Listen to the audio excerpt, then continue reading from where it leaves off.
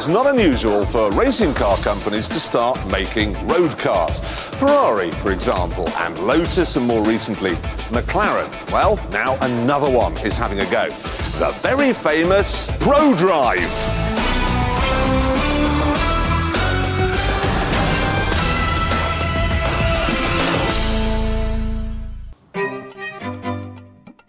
This is what they came up with as a base. It's a Subaru R1 city car, and what they've done is turn it into this.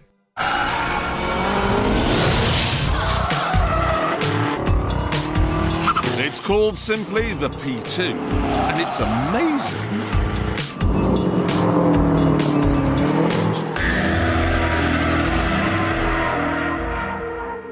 The new coupe body was done by the same man who styled the McLaren F1.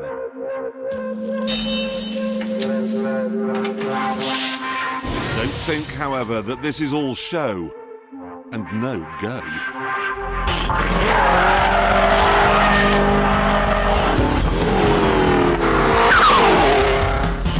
And the engine is from a Subaru Impreza, but it has a bigger turbocharger, so now you get 345 brake horsepower. You also get a funny little noise from the wastegate when you take your foot off the accelerator. Sounds like squirrels are being pushed into the engine. That's what this is. It's a squirrel mincer. It doesn't just sound like a rally car either. Because it weighs about the same as a human hair, it goes like one too.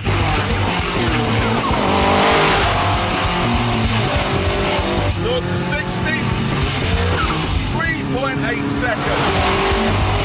Top speed, 174. Oh! One reason why it's so fast is because it has something called anti-lag, which no one in the world can explain.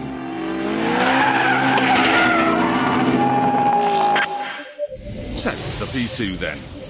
It's good looking, quick, and with a projected price of just £40,000, good value too. And we haven't even got to the really good stuff yet.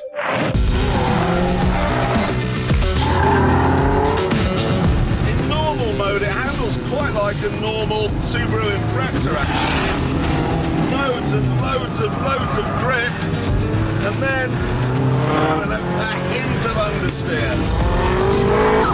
But if I turn this little knob here to 3,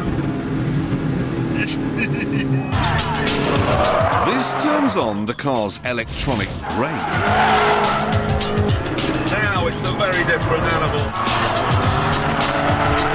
No understeer at all. This system is even more complicated than the anti-lag, but one of Prodrive's engineers decided he'd actually have a stab at explaining it. The control of the centre differential, clutch.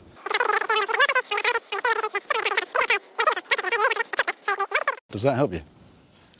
The relative speeds of the...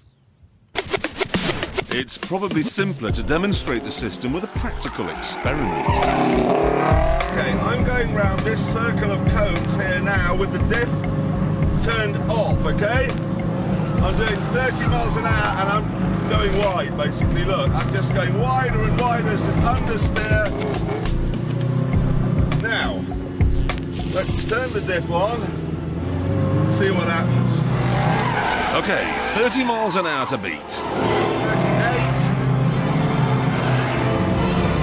38, 40, 45.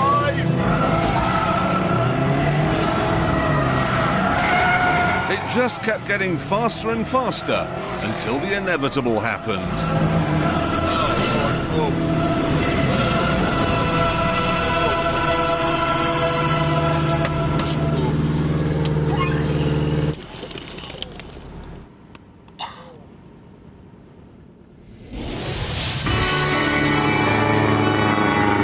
Quite a car then. Not only can it blow your mind,